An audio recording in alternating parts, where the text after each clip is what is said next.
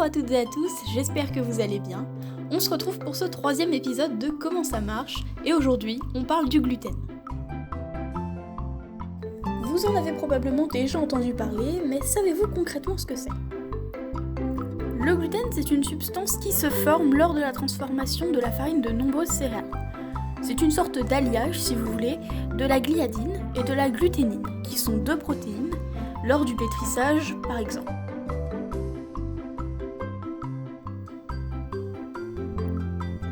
Pour extraire le gluten, il vous suffit de former une pâte avec un peu d'eau et de farine.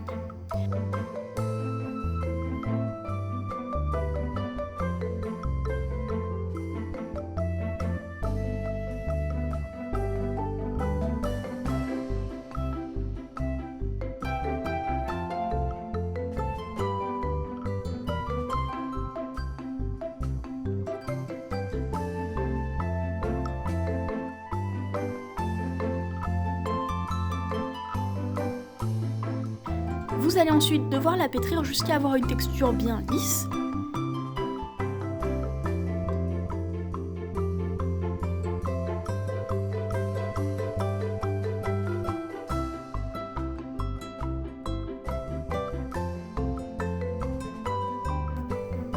Et enfin, vous devez rincer votre pâton dans plusieurs bains tout en le pétrissant. Ceci va avoir pour but d'éliminer l'amidon et de ne garder que le gluten.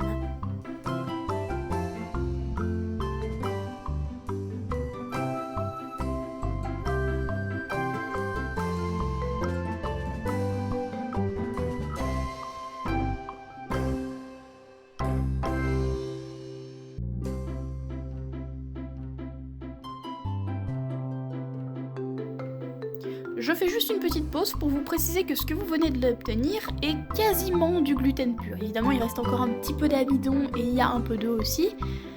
C'est quelque chose de complètement comestible qui s'appelle en fait du sétan. C'est un substitut vegan de la viande. Je ne développe pas plus la recette parce que personnellement je trouve ça mauvais, mais si vous êtes curieux, sachez que les tutos ne manquent pas sur internet. On ne peut pas parler du gluten sans parler de la maladie de cœliaque.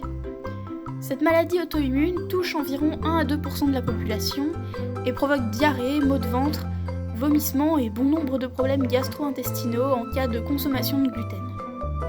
Un autre problème principal est que la paroi de l'intestin grêle est aplanie. Ça veut dire que les nutriments sont moins en contact avec la paroi. Or, ce contact est nécessaire parce que la surface totale de la paroi de notre intestin permet à bon nombre de nutriments d'entrer dans notre organisme pour l'alimenter. Et si on réduit cette surface, eh bien en fait ça entraîne une malnutrition qui entraîne à son tour de l'anémie, des carences et tout un tas d'autres problèmes. Malheureusement à ce jour il n'existe aucun traitement, alors les gens qui subissent cette maladie doivent suivre un régime strict qui bannit complètement le gluten. C'est-à-dire qu'ils doivent bannir de leur alimentation tous les dérivés du blé, du seigle, de l'avoine, de l'orge, de tout un tas d'autres céréales. D'un autre côté, il y a aussi quelques céréales qui, elles, ne contiennent pas de gluten, fort heureusement, comme par exemple le maïs, le riz ou encore le sarrasin.